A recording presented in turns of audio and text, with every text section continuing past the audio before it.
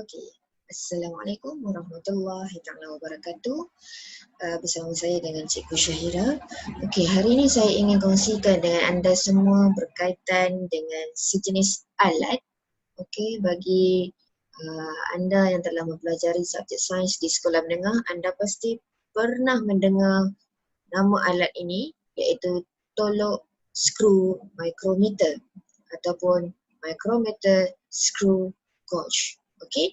So macam mana kita nak tengok ataupun macam mana cara kita nak baca micrometer, tolok skru micrometer tu? Mari cikgu tunjukkan. Okey. So tolok skru micrometer ni bentuk dia macam ni. Okey, tolok skru micrometer bentuk dia macam ni. Okey.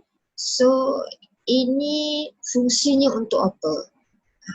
Fungsinya adalah untuk mengukur ketebalan.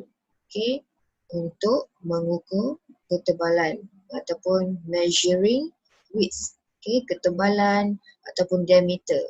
Kita nak ukur dekat mana? Kita nak ukur dekat sini. Maksudnya kita letakkan contoh, kita nak ukur kertas. Ketebalan kertas, sekeping kertas berapa, ataupun ketebalan rambut, ataupun ketebalan tali. Jadi kita akan letak dekat sini dan kita akan ambil bacaan di sini. Okey, kita akan ambil bacaan dia punya ketebalan ataupun diameter pada bacaan ada skala dekat sini. Okey, so macam mana cara kita nak baca? Mari cikgu tunjukkan. Okey, cikgu tunjuk contoh. So boleh nampak ya semua mata cikgu. Okey, so ini adalah tolok skru micrometer ataupun bahasa Inggerisnya kita sebut micrometer screw gauge. Okey, so seperti yang tadi cikgu cakap, tolok ni adalah untuk mengukur apa? Dia adalah untuk mengukur ketebalan, okey, ketebalan ataupun diameter of object. Ketebalan ataupun diameter of object. Okey. Kalau awak nak ukur apa? Awak nak ukur tali. Bukan panjang awak nak ukur dia punya ketebalan, yang bulat dia punya ketebalan itu. Ataupun awak nak ukur buku, ketebalan buku. Ataupun awak nak ukur ketebalan kertas, kepingan besi. Apa-apa sahaja yang membuatkan untuk awak mengukur ketebalan, awak boleh guna tolok skru micrometer. Dan ada satu lagi sejenis alat iaitu kita panggil angkup. Angkup yang boleh angkup dalam dengan angkup luar, itu pun boleh juga ukur diameter objek. Cuma tolok skru micrometer dia lebih jitu, dia lebih tepat kerana bacaan dia lebih kecil. Okey. Jadi so setiap alat mesti ada ralat. Okey, setiap alat mesti ada ralat, sama ada ataupun tidak. Okey, so ralat sifar. Okey, ralat sifar ataupun bahasa Inggeris kita sebut zero error. Bahasa Inggeris kita sebut zero error. Dia macam ni, contoh awak ada penimbang berat yang jarum tu, okey, yang bukan digital, yang jarum tu kan. Okey, jadi sebelum awak nak pijak penimbang tu, sepatutnya penimbang tu menunjukkan pada jarum kosong. Betul? Pada jarum kosong ataupun jarum sifar. Okey, itu baru betul. Tapi sekiranya penimbang tu dia ada ralat ataupun dia bukan rosak tapi dia ralat, jadi itu menunjukkan dia sebelum awak nak pijak dia, awak nak timbang berat badan awak, bacaan tu sama ada lebih daripada kosong ataupun kurang daripada kosong. Contoh, cikgu bagi contoh, sebelum awak nak naik, bacaan jarum tu dah pergi dekat 1 kilogram. Okey, katalah berat badan awak 40. Masa awak nak pijak, tiba-tiba berat badan awak 41. Maksudnya 41 tu adalah ralat, bukan bacaan sebenar. Bacaan sebenar kena tolak dengan bacaan, maksudnya bacaan ralat kena tolak dengan bacaan apa dia punya ralat dia tadi. Maksudnya contoh 41 kilogram tadi yang awak timbang, awak dapat, awak kena tolak dengan 1 kilogram iaitu bacaan ralat dia tadi. Boleh? Okey, so jadi untuk tolok skru micrometer pun ada. Jadi kalau macam ni, okey, Kalau macam ni awak tengok, okey, ini cara nak baca dia macam tadi kan. Ini cikgu zoom dia punya skala Okey, so dia ada sebelah kiri dan dia ada sebelah kanan. Okey, dia ada skala sebelah kiri dan sebelah kanan, menegak macam ni dan melintang. Okey, yang sebelah kiri ni kita panggil skala utama. Yang dekat sebelah kanan kita panggil skala vernier. Vernier scale dengan main scale. Okey, so jadi kalau macam inilah situasi dia, kosong, okey, skala utama dia kosong. Maksudnya sebelum kita nak ukur, kita harus pastikan kita punya alat itu ada ralat sifar ataupun ada zero error ataupun tak ada. Okey, so kalau kita tengok kita punya alat kita kosong dan dia bergaris lurus dengan skala dekat vernier pun kosong, ini bermaksud ralat sifar kita tiada. Maksudnya tak ada ralat, maksudnya alat ini tip top, bagus. Maksudnya dia tak ada ralat, jadi bacaan itu kita boleh ambil sebagai bacaan yang sebenar bila kita ukur nanti. Boleh? Jadi macam mana pula kita nak tengok yang ralat? Ralatnya begini, contoh. Okey, contoh ralatnya begini. Kita tengok yang sebelah kiri. Okey, so ini skala utama, ini skala vernier. Okey, perasan tak? Ini sebelum kita nak ukur, So jadi kosong dekat sini, dia bergaris lurus setentang, tak sama dengan kosong dekat skala vernier. Dia dah jadi ke bawah.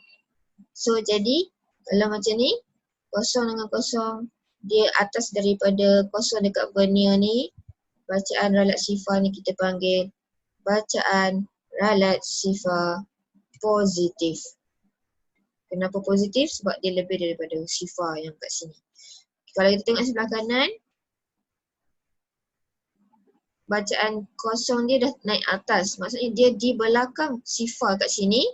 Okey, nampak dia garis lurus kat sini. Okey, so yang ini kita panggil dia bacaan ralat sifar negatif.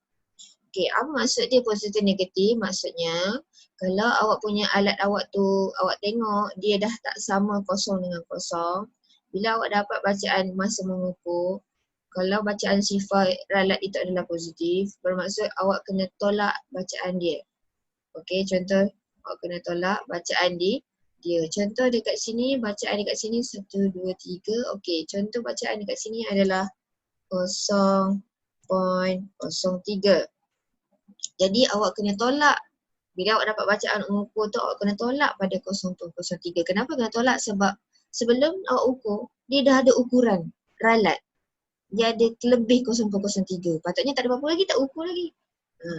Kalau dekat sini pula, ada bacaan dia 45, 46, 47, 48. Okey. So dekat sini bacaan 0.48. Kat sini kalau ralat sifar negatif, awak kena tambah. Maksudnya dia dah ke belakang. Awak tak ukur lagi tapi dia dah ada terkurang 0.48. Boleh? So jadi cikgu teruskan. Okey. So itu cara kita nak tengok ralat dan ini contoh macam mana kita nak kira. Okey. Macam cikgu cakap tadi, yang sebelah kiri ini skala utama. Okey, skala utama. Yang sebelah kanan ini skala vernier. Awak kena tambahkan dua-dua baru awak akan dapat ketebalan ataupun diameter objek. Jadi kita tengok skala utama kita berapa.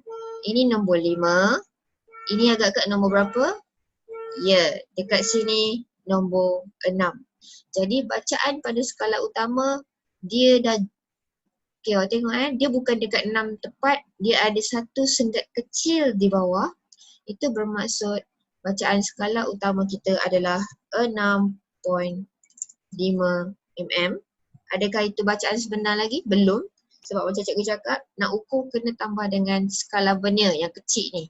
So jadi kita tengok skala vernier dia sebaris dengan yang mana.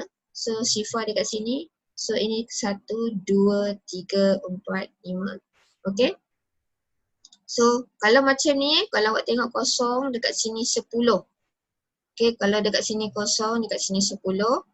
Okay, bacaan dekat sini dia akan jadi 0.04. Okey, kalau bacaan dekat bawah kosong, dekat atas tu 5, dia akan jadi kat sini 0.02. Tengok pada senggat lah berapa gandaan dia. So jadi dekat sini 0.04 mm. Maka macam mana nak dapatkan bacaan sebenar? Kena tambah kedua-duanya lah. So jadi 6.5 mm tambah dengan 0.04 mm. Okey, jadi awak akan dapat berapa? Okey, ya betul. Dapat 6.54 mm. Ya, inilah bacaan yang sebenar. Okey. So jadi cikgu harap perkongsian cikgu ini dapat membantu anak-anak murid cikgu untuk mengingat semula cara untuk mengukur menggunakan tolok skru micrometer ataupun micrometer screw gauge. Okey, sekian. Salam sayang daripada cikgu, Cikgu Syahira. Okey, Cikgu Syahira, semoga kita dapat berjumpa lagi pada video yang akan datang. Okey, jangan lupa untuk like, share dan subscribe video cikgu. Okey, Assalamualaikum warahmatullahi taala wabarakatuh. Kita jumpa lagi.